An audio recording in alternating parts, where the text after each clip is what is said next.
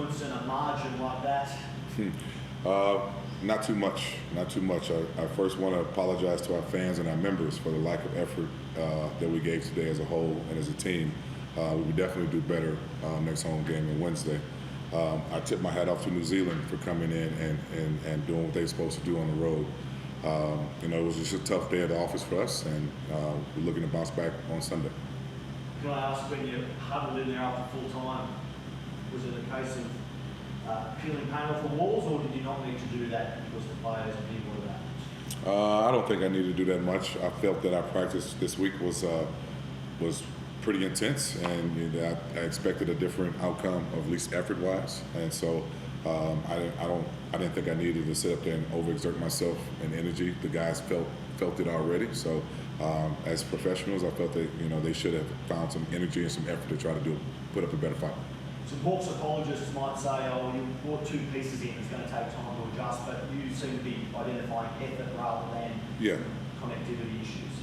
For sure. It wasn't the two new pieces, Davo and QJ coming in.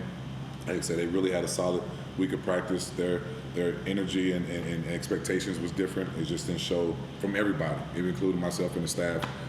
We all take the fault of it from the beginning of the game. So it was just, at the end of the day, yes, we were starting to get a full roster back, but our effort and just determination has to be better. That was it.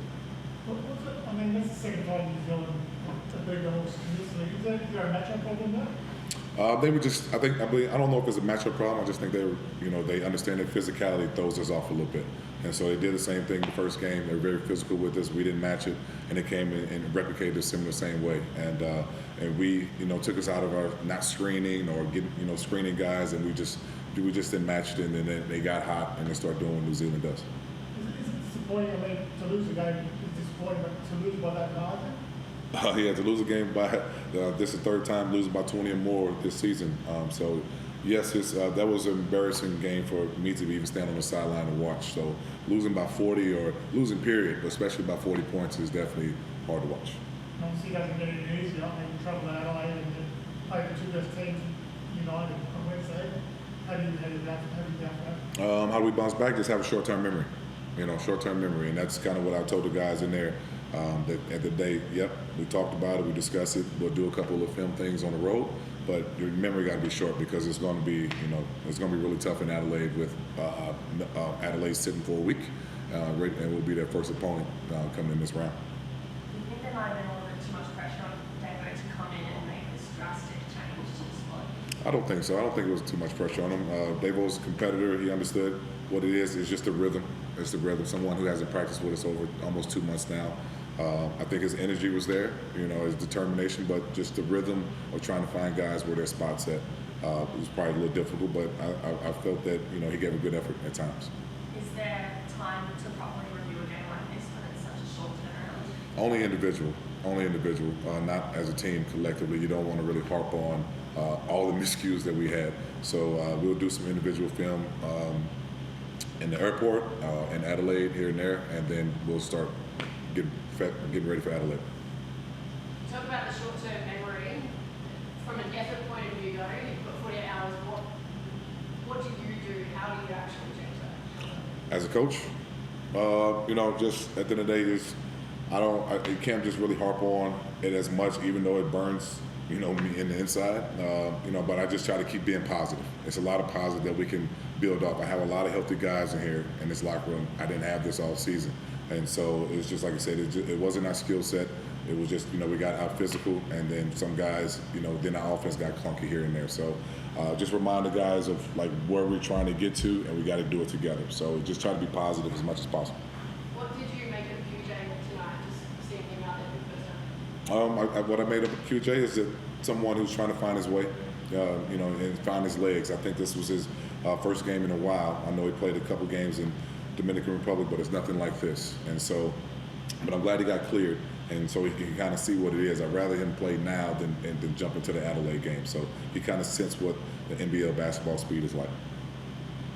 Is it a good or bad thing, Coach, if you play again in less than 48 hours?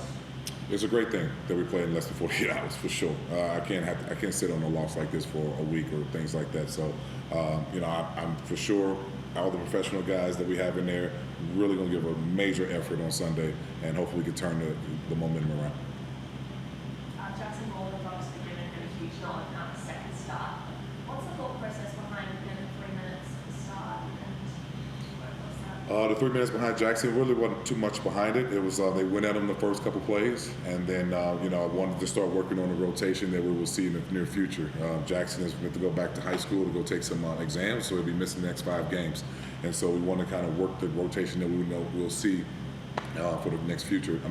Next 2 weeks.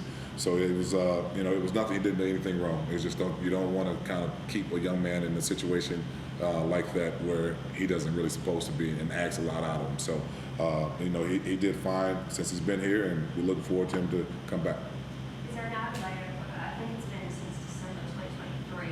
Adelaide's had it over reports. Is that an additional thing to look at over Sunday? For sure. Some team that you haven't had success on the road at in a while that you want to kind of find a way to get a win. I haven't won there personally as a coach, and like I said, I don't think the club won there since, like I said, December 2023, whatever stat is. But it's going to be a tough place to play, and a really good team, and they're top of the ladder for a reason. But they're where we want to be at collectively, so we got to find a way to get a win out in Adelaide. After the personally, there was Simon, team that pulled out a big win, 2 new pieces came, and then a performance like tonight. I know you spoke through the effort, but can you explain further? Really, we can't explain too much. We shot horrific. 8% from the 3-point line, 25 from 77 from the field, 32%. Like, you seen it, the ball rattled in many times, but I didn't really worry about the offensive end. We could find a way. What disrupted me was the lack of understanding our KYPs on the defensive end. We prepared for New Zealand to where we felt that we should have them guarded, or at least understand their likeness, and so we didn't do none of that. We talked more in practice than we did at this 40-minute game today. So that was the reason why I want to let our fans know that we want to apologize for the lack of effort. And you pride yourself on defense, coach, and your defense quite literally crumbled tonight. Looking at that, 2 from 23 compared to 12 from 32. How are you going to adjust that lineup to get people open? Looking at Tyler shooting 1 from 6, QJ shooting 1 from 6 himself as well, and everyone else end up getting misses in that as well. How are you adjusting that lineup to get them open looks? How we will adjust to get that lineup, we got to set screens. I don't think we set screens not one time today to get somebody open. If we did, we allowed New Zealand to wrap us up or didn't get out of it. So we airbrush screens all day long, and we couldn't get guys open. And so what New Zealand did well was set screens, got guys open, and got downhill, and got other guys shot, and we didn't do it on our end. So we definitely have to set screens and stay within our offensive regimen. And looking at JaVale and Tyler, combined hitting 8 from 28 shooting from the both of them, was that a case of the ball's not in their hands as of much with all of the new pieces coming in? Was that more of a case of the sharing the ball around in this game? I think it was just a case of a little bit of both, but mainly just being unlucky. Those are guys' shots that JaVale was around the basket, missed 3 to 4 little chippies, the ball was just rattling in and out. And we just got to do a better job in focusing and getting the ball in the hole. I think, besides a couple 4 shots from both of those guys, majority of shots are what they normally can make. And with a few calls right at the start there, sitting up in the stands with everyone, there was a few questionable calls there right at the start of the game and towards the end of the second quarter where quite a few fans were getting into it.